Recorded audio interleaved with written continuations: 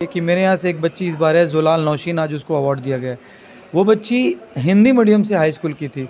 वो हर English medium में गई कि मुझे 11th में एडमिशन मिल जाए, मगर कोई इंग्लिश मीडियम का स्कूल ने उसको एडमिशन नहीं दिया। वो बच्ची मेरे पास आई, मैंने कहा अगर तुम करना चाहती हो तो मैं तुमको ये फैसिलिटी देता हूँ, और मैंने उसको CBSE मीडियम में एडमिशन दिया।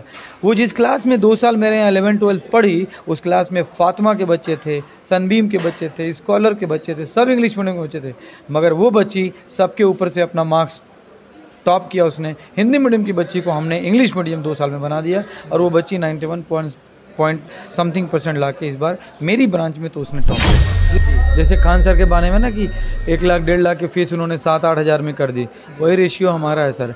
1.5 2 लाख रुपए की फ़ीस, 1,20,000 की फ़ीस, उस फीस को भी हमने कह लीजिए कि 1/4 कर दिया है। हमारी फ़ीस भी बहुत कम है, तो कोई भी अफोर्ड कर सकता है। सर मेरा दिल्ली आने का मकसद और मऊ के बारे में यही रहा है कि हम लोग उन बच्चों तक भी वो सारे सपने पहुंचा सकें या उनको पूरा करा सकें जो बच्चे किसी कारणवश बाहर नहीं जा पाते या किसी कारणवश बड़ी कोचिंग में नहीं जा पाते। आप सभी का स्वागत है मिस्टर न्यूज़ टीवी में, और इस वक्त हम उत्तर प्रदेश के मऊ जनपद में मौजूद हैं। उत्तर प्रदेश का मऊ जनपद जो है ये बुनकर बाहुल्य क्षेत्र है, और यहाँ पर बुनकर ज़्यादा जो है निवास करते हैं, और ऐसे में शिक्षा के क्षेत्र में मऊ जो है पूर्वांचल स्तर पर जो है वो कामयाबी जो है अपनी पसार रहा है। और इसी बीच हम मौजूद हैं मऊ शहर के भीटी इलाके में मौजूद हैं, और हमारे साथ बैठे हुए हैं जमील सर। और इनके बारे में बताया जाए तो इनका एक कोचिंग सेंटर चलता है जो द नेशन फाउंडेशन क्लासेस के नाम से है, और काफ़ी संघर्ष के बाद जो है इनका दूसरा ब्रांच जो है वो खुला, और उसके बारे में आज हम इनसे पूरी तफसील के साथ जानेंगे, और कैसा इनका संघर्ष रहा है और क्या कुछ आज यहाँ पर किस तरह का प्रोग्राम आयोजित हुआ था उसके बारे में बताएंगे। सर सबसे पहले स्वागत है आपका। Thank you so much, thank you so much.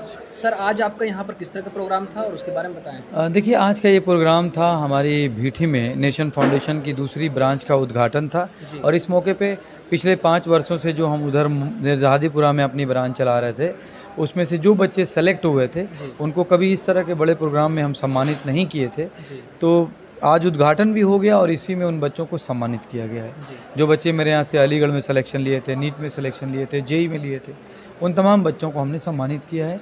और हमारे शहर में जो बहुत ही करेज का काम जो मीडिया के लोग करते हैं, उसमें कुछ मीडिया के बंधुओं को 6-7 लोगों को भी हमने सम्मानित किया है।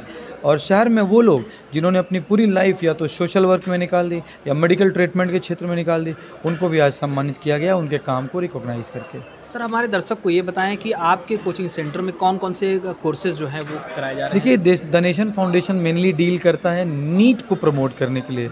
उसके लिए हम लोग 9, 10, 11, 12 से बच्चों का फाउंडेशन कोर्स कराते हैं, ताकि शुरू से उनकी हम बुनियाद को मजबूत कर सकें, और जब वो बच्चे नीट के लिए अपीयर हों तो फिर वो नीट के लिए कोई बेगाने ना हो, कोई अननोन ना हो उनके लिए वो क्षेत्र, और जो 2-2, 3-3 साल लगता है वो बच्चे फर्स्ट अटेम्प्ट में नीट क्वालिफाई कर लें। तो इससे हम लोग उनका बेस मजबूत करते हैं फाउंडेशन कोर्स करा के। तो हमारे यहाँ फाउंडेशन है, फाउंडेशन के साथ साथ हमारे पास नीट की टेस्ट सीरीज़ भी है। आमतौर से लोग बाहर से टेस्ट सीरीज़ लाते हैं, लेकिन हम लोग अपनी टेस्ट सीरीज़ बनाते हैं एक्सपर्ट के द्वारा। तो जो बच्चे घर से तैयारी कर रहे हों उनके लिए नेशन फाउंडेशन की टेस्ट सीरीज़ है, और वो टॉपिक वाइज भी है और फुल सिलेबस वाइज भी है। ये उस सेंटर पे मिर्जादीपुरा में भी मौजूद है, और भीटी के सेंटर पे ये अवेलेबल है, दोनों है। और भीटी पे इवनिंग बैच हमारा होगा। इवनिंग बैच में जो बच्चे स्कूल में 11, 12, 9, 10 में पढ़ते हैं उनको ट्यूशन क्लासेस कोचिंग दी जाएगी, और साथ साथ नीट का इवनिंग बैच भी यहाँ पे चलेगा। सर आप पहले से ही एक कोचिंग चला रहे थे मिर्जाहदीपुरा इलाके में, और अब आप दूसरे जो है ब्रांच का आज आपने ओपनिंग कराया है।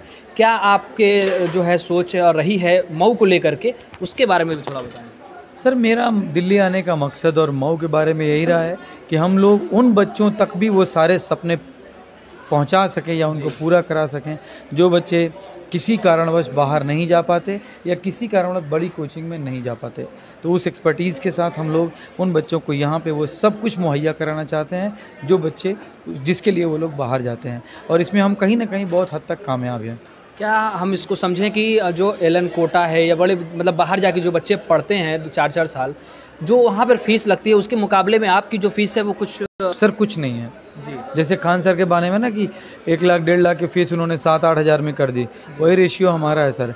1.5 2 लाख रुपए की फ़ीस, 1,20,000 की फ़ीस, उस फीस को भी हमने कह लीजिए कि 1/4 कर दिया है। हमारी फ़ीस भी बहुत कम है, तो कोई भी अफोर्ड कर सकता है। तो माना जाए कि अब जो मऊ के बच्चे हैं उनको बाहर जाने की ज़रूरत नहीं है। आप नहीं सर, विश्वास करें, वो मेरा ही सिर्फ एक सवाल है तमाम पेरेंट्स से कि आपका बच्चा कोटा कानपुर में भी तो दे रहा है 2 साल 3 साल, अगर वाकई वहाँ से सिलेक्शन इतना आसान है तो फर्स्ट ईयर में निकाल लेना चाहिए।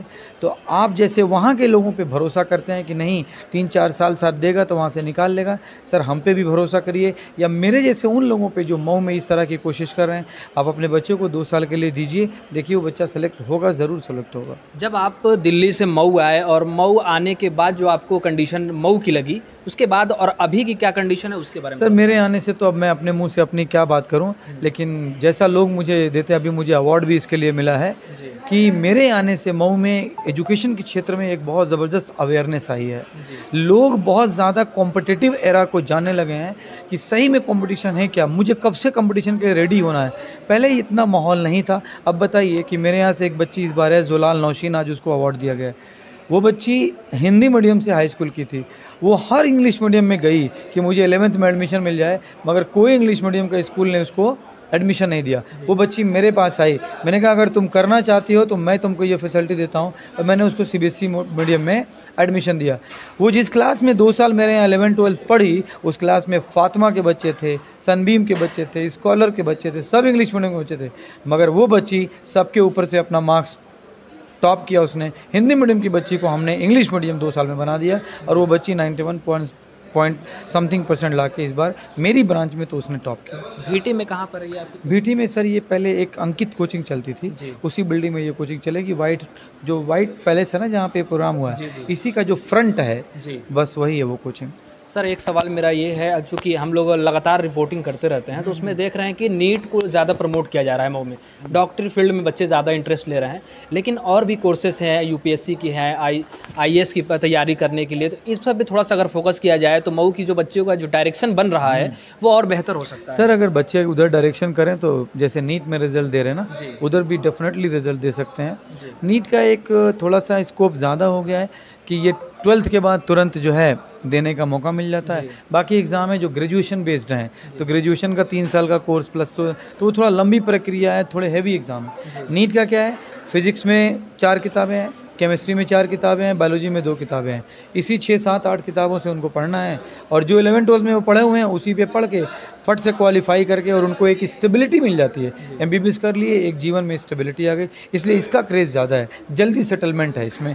और आप जानते हैं डॉक्टरी पेशे में कमाई भी खूब है, इसलिए बच्चों का इसमें बहुत रुझान है, इसलिए लोग इसकी तरफ भाग रहे हैं। लेकिन हाँ, अगर इसके अलावा और भी करियर हैं, अगर वो PCSJ करना चाहें, एडवोकेट बनना चाहें, और भी बहुत सारे हैं, प्रोफेसर बनना चाहें, एकेडमिक्स में जाना चाहें, रिसर्च में जाना चाहें, तो ये सारी लाइनें खुली हैं, उसमें भी उतनी ही कामयाबी मिलेगी जितनी इसमें मिलती है।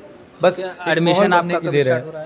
मेरा एडमिशन जो है अभी से स्टार्ट है, आज उद्घाटन हो गया है, कल से एडमिशन स्टार्ट है, और मेरे यहाँ अभी जो है इवनिंग बैच है मेरे यहाँ। ठीक है, क्या संदेश रहेगा लास्ट? संदेश यही है कि हम लोग यहाँ पे बड़ी उम्मीद से आए हैं VT में दूसरी ब्रांच लेके, और उम्मीद करते हैं कि यहाँ के लोग हम पे विश्वास करेंगे, और हम इतनी मेहनत से और नई टेक्नोलॉजी का यूज़ करके और एक इनोवेटिव वे से हर सब्जेक्ट को डेली लाइफ से कनेक्ट करके हम लोग पढ़ाएंगे। उम्मीद है कि लोगों को अच्छा लगेगा और हमें यहाँ पे वो प्लेस मिल पाएगा जो हमें मिर्ज़ादीपुरा में मिला है।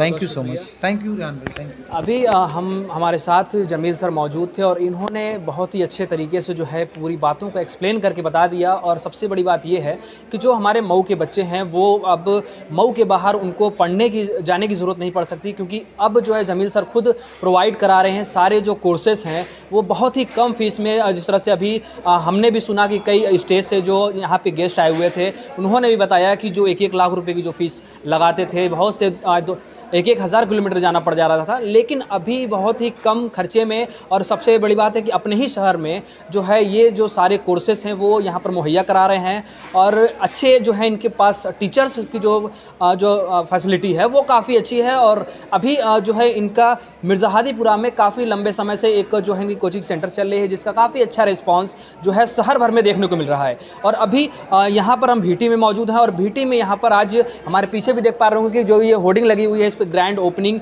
जो है आज इसका यहाँ पर हुआ है। और हम आपसे कहेंगे कि एक बार जमील सर को एक बार मौका ज़रूर दीजिएगा और आइए यहाँ पर और एक बार मौका ज़रूर दीजिए। वीडियो अच्छी लगे तो लाइक शेयर ज़रूर करें। मैं मोहम्मद रेहान, उत्तर प्रदेश मऊ से।